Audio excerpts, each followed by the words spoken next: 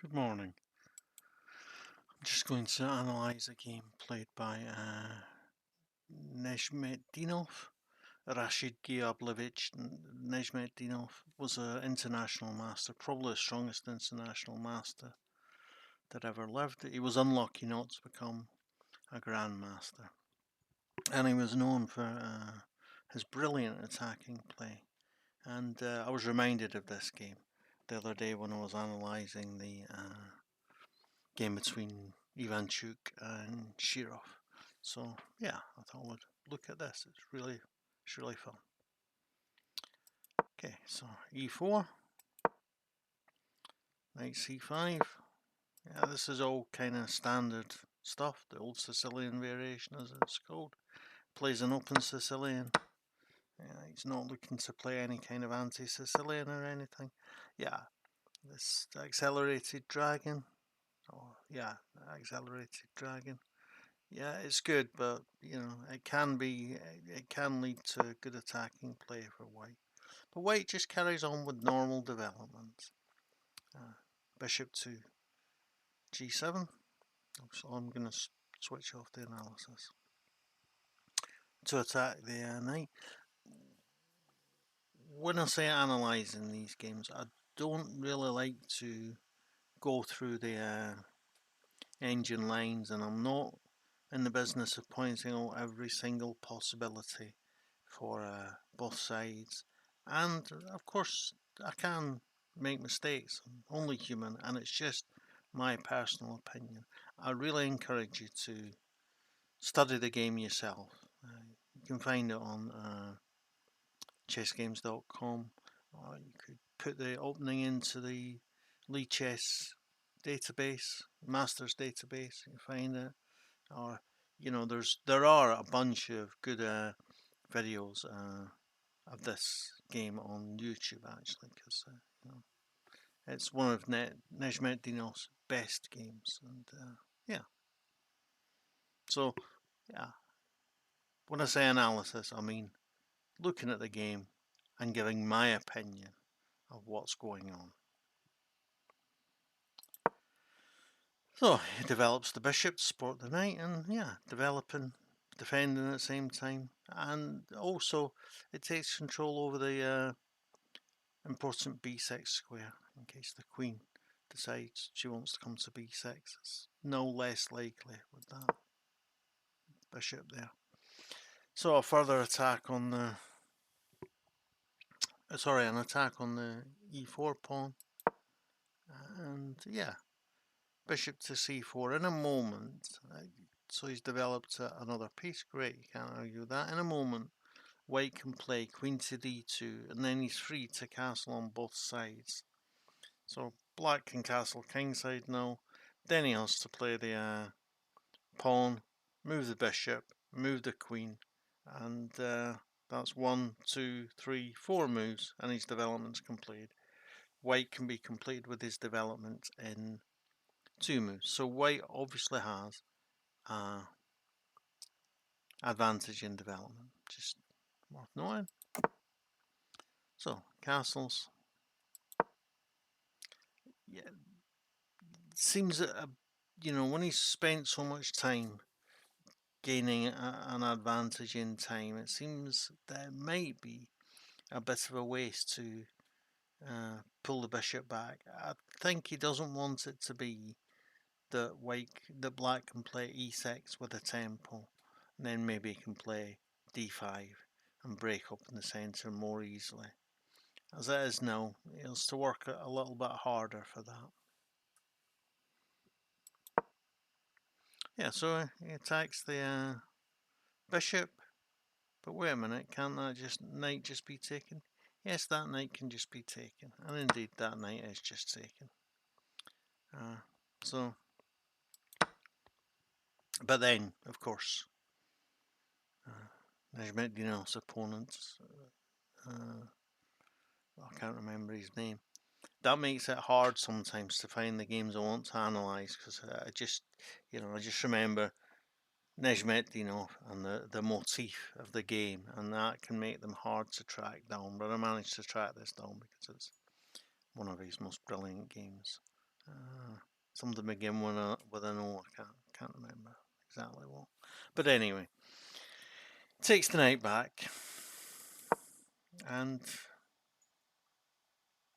yeah, queen to h4. Maybe he's looking at playing bishop to h6, swapping off the bishops, making the kingside weak. Maybe he's putting pressure on that pawn, making it difficult to move that pawn. Protects the f2 pawn as well. But I would have been tempted wrongly to just castle there. So the queen pins the knight now. And, Nezhmetdinov castles. What? What? You just. All right. When the queen gets taken, he's gonna get the knight on d4 at the same time. So he's getting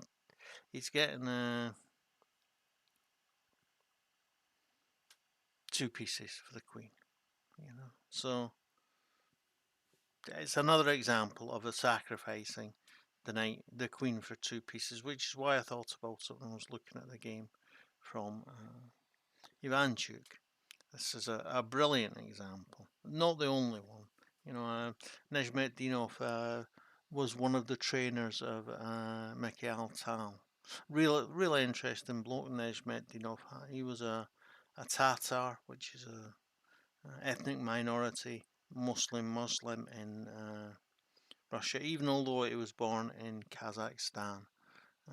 So both the Kazakhs and the Tatars claim Nezhmetdinov as one of their own, but his parents were worked to death, and his brother, who's a famous poet and wrote in the Tatar language, took care of him for a while, and eventually became a member of the Communist Party, Nezhmetdinov, not because he was a communist, but because that was the best way to get ahead in Russia at that time. And he went to a Tatar-speaking school and is the first person to have written a chess book in the Tatar language.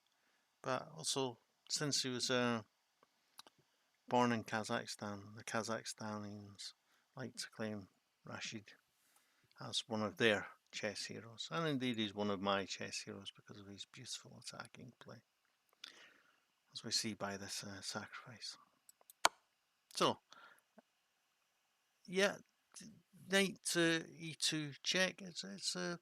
I like it. You've got to give up that knight's being given up anyway. Why not do it on your terms? Why not at the same time make the knight go to a less effective square? Yeah, it's good thinking. So Nezhmetdinov has to take back, and then the queen's taken, and now we can see he's got two pieces, a bishop and a knight for a queen. But he has got a whole bunch of active pieces, and black has only the queen developed, and his pawn structure isn't the best in the world. I wouldn't say a pawn structure only a mother could love, but near to. I'm just going to turn on the analysis a second to see what the fish thinks the position is like. Dead level. So, it counts that it counts the two pieces as equal to the queen, and it most likely takes into account the fact that these positional advantages also exist as compensation. So once the pawn is taken, the knight comes back. So did it really make a difference? Yeah, well, if he hadn't played knight to e2, then if he'd just taken the queen, then the knight or the bishop could have come to d5 immediately, a better square. Bishop to d4, sorry, would have been an attack on the pawn straight away, so an effective tempo. So in a way, he's stolen a tempo from him. yeah, attacks the D pawn and put E pawn and puts the rook on a semi-open file. Defends the E pawn. What? He's not defending the E pawn, I hear you say. No, he's defending it tactically. I'm sure many of you have spotted that if the pawn is taken, then the pawn is taken on f6, forking the rook and king. So, a tactical defense of the e4 pawn, which is at the same time a developing move for the bishop. So, the rook comes to e6 to defend the pawn on f6. But it walks its way into an attack from the bishop. So when the knight moves, it's an automatic attack on the pawn on f6. But he attacks it directly with the bishop. It's a good idea. You know, he's threatening to play knight takes, pawn check, no. So the king comes forward to defend the pawn. But even although it's at the moment hidden by the f6 pawn, he has put himself in the line of a check. And yeah, it might be that some tactics are available now. Yeah, how can you argue with putting your rook on a semi-open file? And the central semi-open file, which isn't at the moment contested. Yes, he's got to get the knight into play somehow. And the problem with playing, we go back, problem with playing b6 to fianchetto the bishop is that the knight comes to f7 and forks the two rooks. At the moment, the queen is defending f7, but if you played the pawn, it's no longer defending, so he has to play d6 to try and get the bishop into play, but it is a bit of a dismal square for the light squared bishop. d7. So, yeah. Rook left, of course, you know, the PP on the PP, put pressure on the pinned piece. The pawn on f6 is pinned. The rook comes to d3 to come to f3 to attack the piece, the pawn. Or it can indeed come to g3 or h3, maybe not as effective because the possibility of moving the rook and attacking the bishop at the same time. But yeah, a good development. Okay, as I say, a bit of a miserable square for the bishop. It doesn't really have many great squares. It's a pity that white has a pawn on c2, otherwise he's threatening to play bishop to b5 and skewer the rooks to one another, but that's not the case because the pawn can go in the way. But he moves the rook anyway to attack the pawn, which is now pinned and can't be defended any more times. But he attacks the rook anyway on f1 with the bishop. Brilliant. You know, we're expecting, okay, maybe he'll move the rook, maybe he'll take the pawn on f6 with check. No. He's going to put his bishop on a more active square and attack the queen. You know, he makes a stronger threat. No threat if he gets to take on f6, you know, if he gets an undefended bishop takes f6, he's attacking the queen. He's going to get his queen back, possibly for two pieces. In fact, now you can think that rook takes, bishop takes, so rook takes, queen takes, bishop takes, check, king takes, then moves the pawn, and then you've got 7 pawns against 6. But, you know, is it time to trade down to an end game, or is the attack more valuable than the simple, direct method of regaining the material where the rook takes f6. Let's see. Knight takes f6. So I think yesterday I was talking about, when you've got the chance to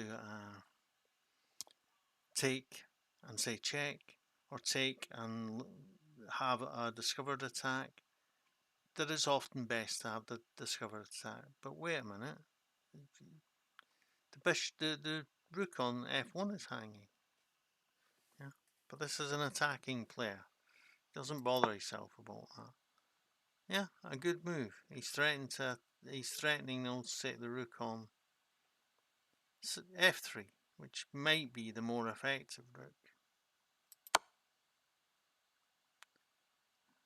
Just, does he defend either of his rooks? Does he move his knight to a safely defended square when he says check? No. No. He gives it away. But of course, the idea is that if the king takes on h7, the rook takes on f7 and says check, and then the rook on d6 is also e6 is also hanging. But at the end of that, isn't it the case that that the rook on f1 is hanging? How is he going to sort this mess out? Well, we'll have to see. But for the reasons I've just talked about, he doesn't take the knight. Also, no, he's threatening mate on h8 when the knight moves. So instead of defending the rook, he's creating a check on a threat on I can have mate in 2 moves if you're not careful. Great. He plays the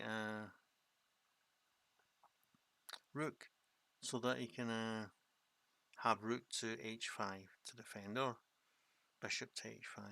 He's willing to give up the exchange, because if he takes with the bishop, then of course the knight never gets out, and the attacks come to an end, and Nezhmetdinov's opponent still has the queen, which Nezhmetdinov doesn't have, and with so much material swapped off, that advantage is really big. So yeah, a good sensible move. Yeah, he didn't feel exposed enough. No, of course. The rook is in many ways a pinned piece. What do we do? PP on the PP, put pressure on the pinned piece. Doesn't that allow the queen to come to b6 check? Yeah, it does. I'm not sure what Nezhmetdinov would do about that, but it would carry on attacking, that's for sure. Okay. But he takes on f1 instead. And the king takes on f1, and exactly like in the Philidor game yesterday, the king's actually considerably safer on f1. Because the queen's natural move b6 isn't a check anymore. So black has to find a way to get a check in on b6, and it's on f1, and it's not as easy. So, yeah, he's not moving the rook because of the dangers of this check here. So he brings the other rook into play. Maybe he's going to give away an exchange. But then if he gives out, if Nezhmetdinov takes on e5, and then his opponent takes on e3, yeah, then he can play knight here, check, and then take the rook, and then he's got a rook and 2 pieces against the queen, which would be a considerable material advantage. Does he cash out now? No.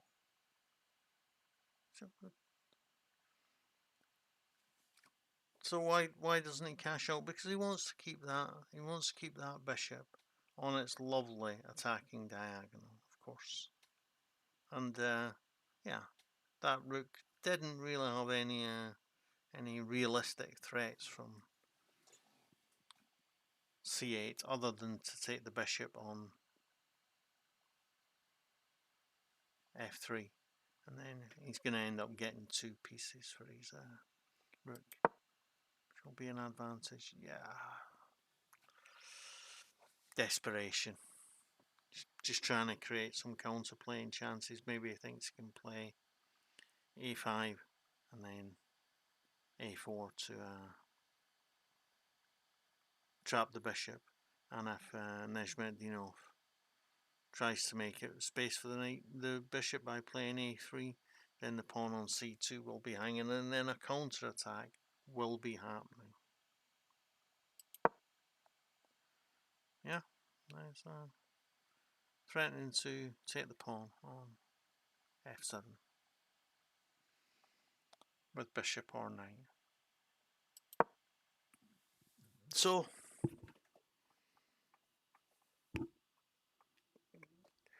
his opponent defends with the rook, and now we see the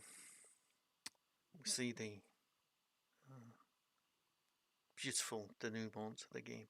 And those of you who are members of Chess Bootcamp and have seen my coaching sessions will be familiar with this motif from my series on World Chess Champions throughout history. Bishop takes, and it's check. So he can't move the king to a safe square, he is forced to take with the rook. And then, of course, this is probably where Petrosian got the idea from. But yes, sacrifices the rook on h8, king takes, family fork, and he's going to end up with 2 pieces against that rook, and much better pawn structure. So he takes. I honestly think he's just moving here out of momentum, and he hasn't really got anything to play for. And as soon as the king moves out of check, he sees he's a pawn down and got a rook against 2 well positioned and well coordinated pieces. Oh, no, he didn't actually play h4. Sorry, that move shouldn't be included. He resigned. I think I just began to explore how it might go out and forgot to remove that move. But he didn't actually play h4. He resigned. So yeah, what can we learn from this? Yeah, in theory, a queen is worth 3 minor pieces. But if you have enough positional compensation, you can actually get away with sacrificing a queen for 2 minor pieces, as we've seen a couple of times in the last few days. Also, we've learned from this that Rachid Nezhmetdinov is one of the greatest attacking players of all time, and in my opinion, the strongest player who didn't ever become a grandmaster. He was not at the time of his career. He played chess from the 30s till the 60s. There was a great deal of restrictions on travelling outside the Soviet Union, and during the time when he was at his best, the process of becoming a grandmaster was a little bit more different. You got nominated by your chess federation with reasons for why. And in the time that Nezhmetdinov was at his best and could have been nominated, there was 3 who were nominated as grandmasters: Korchnoi, Spassky, and Tal. Spassky and Tal became world champions, and Korchnoi became a challenge of the world championship on several occasions. So, in that company, would you be nominating Nezhmetdinov first? Probably not. And you know, even although it should have been different, there was a great deal of kind of racism in the old Soviet, and yeah, he came from an ethnic minority that wasn't particularly well liked by the central authorities. Yeah, okay. Remember to like, subscribe, and make a comment. Thanks. Bye.